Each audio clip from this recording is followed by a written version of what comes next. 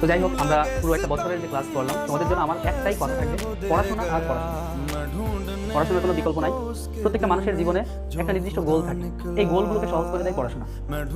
মা বাবা তোমাদের কাছে শুধু দুইটা জিনিস চায়, দুইটা জিনিস আলটিমেটলি না, একটা জিনিস চায়, তোমাদের মানুষের মতো মানুষ দেখতে চায়।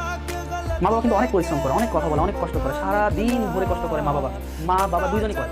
মায়ের কষ্ট হয়তো দেখা যায় না, বাবার কষ্টটা অনেক বেশি চোখে পড়ে। বাবা সারাদিন অফিস করে, এটা করে ওটা করে, এক একজন এক এক রকম কষ্ট করে।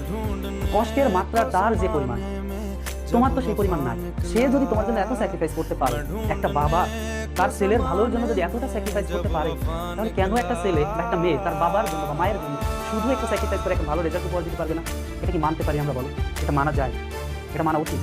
আমাদের জীবনটা একটা নির্দিষ্ট গোল দিয়ে আল্লাহ পাঠাইছে। প্রত্যেকটা মানুষের পৃথিবীতে আসার কোনো না কোনো মোটিভ আছে। আল্লাহ একজনকে, যেমন সাকিব আল হাসানকে বাংলাদেশে পাঠাইছিল ক্রিকেট খেলার জন্য, আল্লাহ তার ক্রিকেট খেলার প্রতিভা দিয়েই পাঠাইছে। এরকম আমাদের প্রত্যেকের মধ্যে কোনো না কোনো প্রতিভা, কোনো না কোনো কিছু দিয়ে আল্লাহ পাঠাইছে। আল্লাহ যে পাঠাইছেন আমাদেরকে, এটার সেই সার্চটা কে করবে, যে তার প্রতিভাটা কোথায়, তার জায়গাটা কোথায়, সে পরিশ্রমটা করবে কোন জায়গায়, এই সার্চ করার দায়িত্বটা তোমার নিজের, প্রত্যেকের নিজের। কথা কি বুঝছো? যেমন আমার কাছে টিচিংটা ভালো লাগে, কারণ আমি জানি আমি টিচিংটা ভালো এনজয় করি, করতে পারি, আমার কাছে মনে হয় এটা আল্লাহ আমাকে দিয়েছে। তো ঠিক এমন ব্যাপারটাই তোমার কাছেও আমি চাই, তুমি তোমার প্রতিভার জায়গাটা খুঁজে বের করো, একটু পরিশ্রম করো, মা বাবার স্বপ্নটাকে পূরণ করো।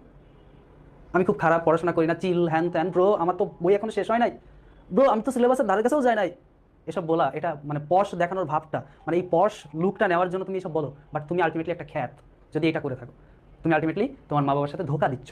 প্লিজ এটা করো না। মা বাবার কষ্টটার ফল দাও, এবং মা বাবা তোমার কাছে শুধু এই একটা জিনিসই চাই, তুমি মানুষের মতো মানুষ হও।